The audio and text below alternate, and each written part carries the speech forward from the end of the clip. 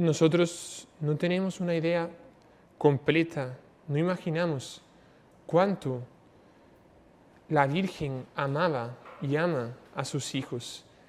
Y cuando Jesús subió a los cielos, está escrito aquí en los Hechos de los Apóstoles, que todos perseveraban unánimes en la oración, junto con algunas mujeres y María, la Madre de Jesús. Una vez que Jesús subió al cielo, ahí Él mismo desde el cielo quiso abrir los ojos a sus discípulos, a sus apóstoles, a la gente, de cuán importante era el papel de Nuestra Señora. Algunos místicos dicen que ya en el propio día de Pentecostés, ellos se consagraron como esclavos de amor a Nuestra Señora. Tal vez, evidentemente, no con la fórmula de San Luis, con el texto de San Luis, pero sí en ese espíritu de consagrar su corazón, de consagrar su alma, consagrar todo su ser como un esclavo en las manos de María.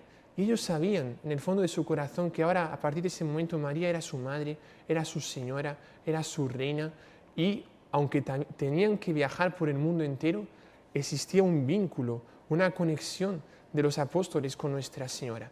A Santiago le va a tocar ir a uno de los lugares más lejos de la época, por lo menos para quien miraba a la izquierda. Para quien miraba a la derecha, para el oriente, pues estaría toda la región de Persia, de India, zonas inclusive desconocidas tal vez por la civilización occidental en la época. Y a Santiago le va a ir a tocar hacer apostolado en el fin de la tierra. O sea, él tiene que llegar hasta un cabo que existe en Galicia llamado Finisterre, que es el fin de la tierra. Lo que se pensaba que era el fin de la tierra era ahí.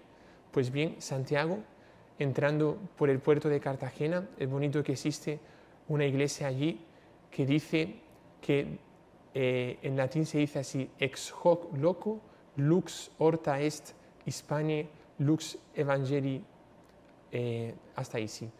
Desde este lugar nació para España la luz del Evangelio. Entró Santiago por ahí y a partir de ese momento en toda la península ibérica brilló la luz del Evangelio. Y él recorrió varias regiones de España, estuvo en Asturias, en Galicia, y después bajando para el río Ebro. Sorprendentemente la gente ahí no se convertía. Le costó muchísimo a Santiago. En otros lugares, San Pablo arrasaba por donde pasaba y un montón de gente se convertía. Allí no se convertía la gente, eran duros.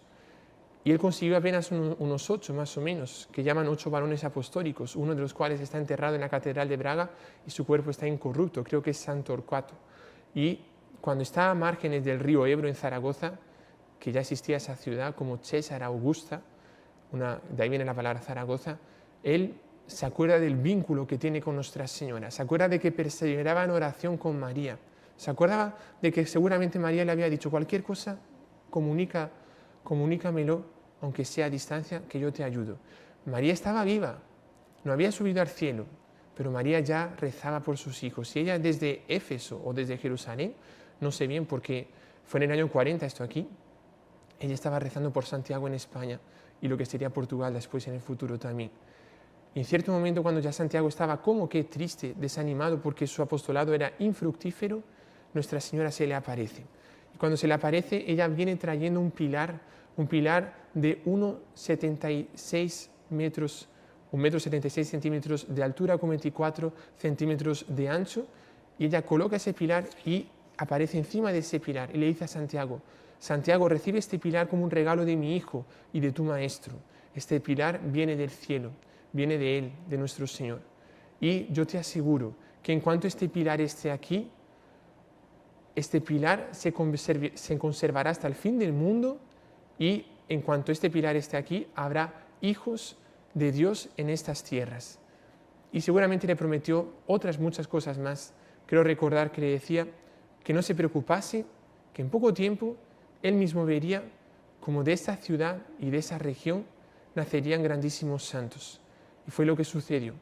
Poco tiempo después, el apostolado de Santiago se incendia por toda España y comienza a haber verdaderos santos y mártires. La propia ciudad de Zaragoza es una de las ciudades más martiriales que existe, donde hay más mártires. La cantidad de mártires que murieron en el Imperio Romano, en esa ciudad, fue increíble. Atendamos esa promesa de Nuestra Señora. Nuestra Señora, en el corazón de cada uno, nos coloca un pilar. Y ese pilar, que es el amor de Dios, en cuanto esté en nuestro corazón, no debemos temer nada. Dice aquí el Salmo: si un ejército acampa contra mí, mi corazón no tiembla. Si me declaran la guerra, me siento tranquilo. Una cosa pido al Señor y eso buscaré: habitar en la casa del Señor por los días de mi vida, gozar de la dulzura del Señor contemplando su templo. Si nosotros tenemos ese pilar de la dulzura del Señor, del amor a Dios, no tenemos que temer nada. Esa nación de España, en cuanto esté ese pilar ahí, no debe temer nada. Los malos saben, el demonio sabe, los revolucionarios saben, los comunistas sabían en la guerra civil que tenían que bombardear ese pilar y lanzaron bombas sobre esa basílica tan linda del pilar. Cayeron las bombas para ser destruido todo. Y cuando 2 bombas cayeron, atravesaron el techo, todo el mundo, ¡pua! Ahora esas bombas no explotaron. Y hasta hoy en día una persona que entra en el pilar va a poder ver esas bombas ahí, sin explotar todavía. Están como signo del milagro. La Virgen María hace cada milagro. Hizo uno de los milagros más famosos, que es el cojo de Calanda, de un señor que no tenía pierna. Y un día, rezando a la Virgen del Pilar, se acuesta, cuando duerme, la pierna estaba completamente recompuesta.